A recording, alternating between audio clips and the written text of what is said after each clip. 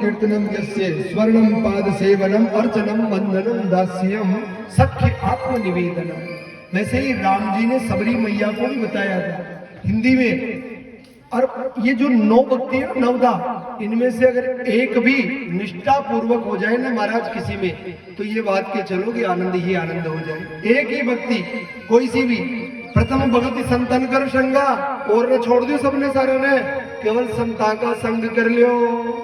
संता को संग कर बसु महाराज सब मट जाओ जे, क्योंकि संतन का संग जो करे और महाराज उसके सारे कष्ट मिट जाते हैं। इसलिए पहली भक्ति तो यही है, और तो छोड़ देते बात में। ऐसा कहा प्रहलाद ने, नवदा भक्ति सुनाई। हिरण्यकशिपु महाराज बड़ा दुखी हुआ, मुखी यजमान को बुला लिया तो गुरुकुल में जाकर के और ऐसा संगति का प्रभाव डाला कि उसके जो शिष्य थे ना महाराज, वो भी उसके साथ नाचने गाने लग जाते थे। हरि कीर्तन में इतने मग्न हो गए। थोड़े दिनों बाद में महाराज ये स्थिति हो गई, गुरु जी छा बैबी भगवान कभी में लीन है महाराज। हिरण्यकशिपु आर देखियो क्या वो तो सारा ने गुरु जी ने बना लियो आपको, तो महाराज अब कहीं बच्चों तो फिर कोई आपको बना लीजिए ना, तो फिर बिक माल कहे दृष्टि जाओ भाई हम तो मार ही देना चाहिए, इन्हें मारो मूल रूप से।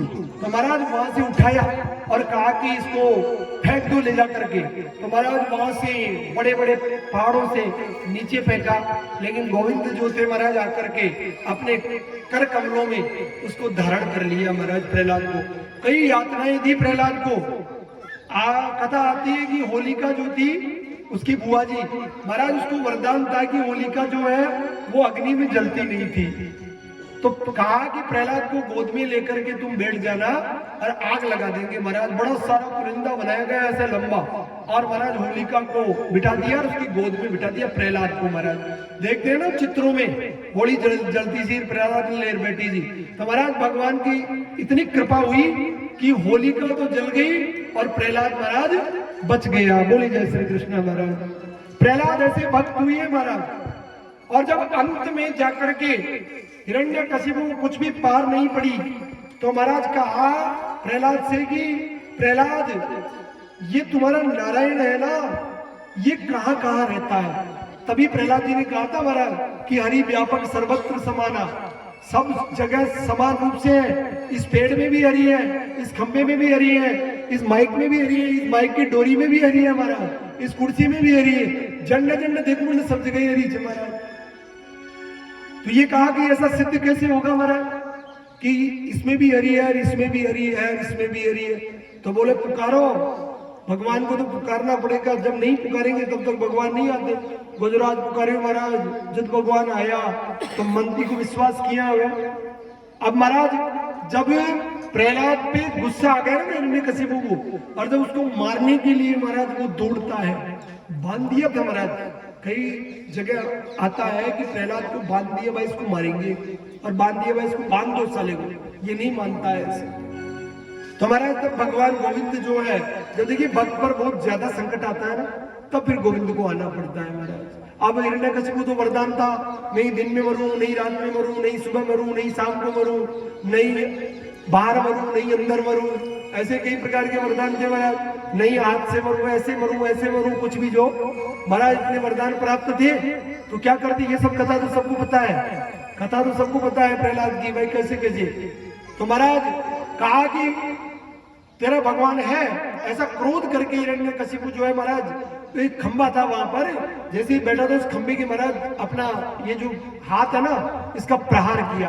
हाथ का जैसे ही प्रहार किया तो महाराज वहां से भगवान जो नरसिंह भगवान है वो महाराज वहां से प्रकट हो गए। बोले नरसिंह भगवान की जय। महाराज नरसिंह भगवान का आगमन हो गया। कैसे नरसिंह भगवान, जो ना तो मनुष्य है ना पशु है, और महाराज बड़ी बड़ी जिब्बा है, बड़े बड़े मतलब कान है, विकराले दांत है। और महाराज ऐसे ही इस स्थिति में आप अपनी नरसिंह भगवान की छवि को अपने हृदय में विराजमान करो, यहाँ विराजमान कर लो कि नरसिंह भगवान कैसे होंगे महाराज। ऐसे फाड़ करके बड़े बड़े नाखून, और महाराज उनको लेकर के वहां पर नरसिंह भगवान स्वयं प्रकट हो गए।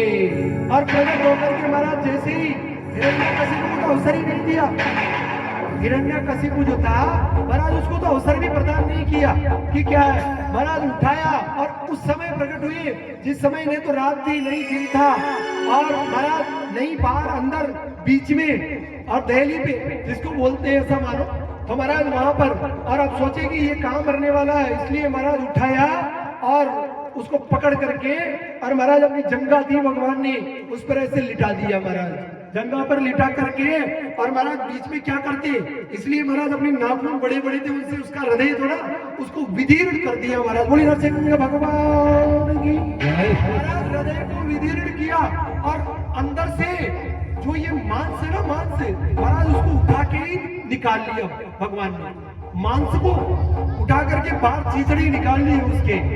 इस प्रकार से महाराज उसका अंत हो गया, और अंत होते ही सारी सभा जो हाहाकार करने लग गई, उधर प्रहलाद छुपक करके ऐसे दुबक करके, और महाराज एक वो जो सिंहासन जहां बना हुआ था साइड में वहां जाकर के ऐसे बैठ गया महाराज, क्योंकि घबरा गया छोटा सा बालक, और ऐसी स्थिति क्या करे महाराज। और भगवान महाराज ऐसे क्रोध में विमुख है, क्रोधाग्नि में जीभ जो है वो निकल रही है, जैसे कुत्ता हाँफता है ना वैसे उसकी जीभ निकलती है, वैसे महाराज भगवान की जीभ निकल रही है नरसिंह की, और उस जीभ को निकलने से महाराज इसकी स्थिति हो गई भयंकर। अब उस क्रोध को कौन रोके महाराज, कोई सामने नहीं जाने वाला, देवता भी डर के मारे नहीं जाते और भी डर के मारे नहीं जाते, किसी की बस की बात नहीं है। अब सबने सोचा क्या करना चाहिए, सबने प्रार्थना की, नहीं माने महाराज, तो अंत में कहा कि लक्ष्मी जी को बुलाओ। भाई क्रोध तो कौन समाप्त कर सके थे, लक्ष्मी जी कर सके महाराज, ये लक्ष्मी जी बुलाओ, बात क्रोध ने रोक लिया। अगर आदमी ने गुस्सो हाथ तोड़े कोई की पार न पड़े ने तो कह देगा कि मेरे नहीं बुलाओ, बकरली का गुस्सा इंसान तो बात देखता है क्या काटते या फिर किए भी। तो महाराज बंधक आए थे, लक्ष्मी जी ने बुलाया, और लक्ष्मी जी जी महाराज आया, लक्ष्मी जी आर भी हाथ जोड़िया, लेकिन कौन पार पड़ी, लक्ष्मी जी परेशान चल गई, क्योंकि क्रोध है तो खतरनाक छो महाराज, भाई इंसान थोड़ी जा जो लक्ष्मी जी का आंखें दिखाता है महाराज। भाई आया न पार पड़ी, फिर नारद जी आए, नारद जी ने सुंदर उपदेश दिया कि इनका क्रोध केवल और केवल प्रहलाद ही शांत कर सकता है महाराज, प्रहलाद के अलावा कोई शांत नहीं कर सकता, क्योंकि भगत के बस में है भगवान। भक्त करुण पुकार की, प्रहलाद आया, प्रहलाद ने हाथ जोड़े, वंदना की, बड़ी बड़ी बढ़िया सी सुंदर सुंदर स्तुतियां की, भगवान का धीरे धीरे क्रोध महाराज शांत हुआ, और क्रोध शांत होने पर वो जो सिंहासन था ना बना हुआ उस पर जाकर के भगवान विराजमान हुए, प्रहलाद को अपनी गोद में बिठाया, और देखिए आहा क्या आनंद होगा महाराज उस समय का, जब भगवान स्वयं नरसिंह के रूप में वो प्रहलाद को अपनी गोद में बिठा करके बैठे हो। भगवान जिसको अपने अंक में ले लेता है ना उसको फिर शंका रहती ही नहीं है किसी प्रकार की, अंक में गोद में भगवान ने भर लिया महाराज, और क्या चाहिए ये बताओ, गोद में उठा लिया, और ये उठा कर इस प्रकार महाराज प्रहलाद जी को शांत होकर के प्रहलाद को वरदान इत्यादि दे करके, और महाराज भगवान नरसिंह जो है वो चले गए। उसके बाद में प्रहलाद जो है उन्होंने कई समय तक राज्य किया, उनके बच्चे हुए, उनको भी महाराज उपदेश दिया प्रहलाद जी ने, और उपदेश देकर के प्रहलाद जी भी महाराज तपस्या करने के लिए वन की ओर प्रस्थान कर गए। कथा का यही विश्राम करते हैं महाराज, और कल की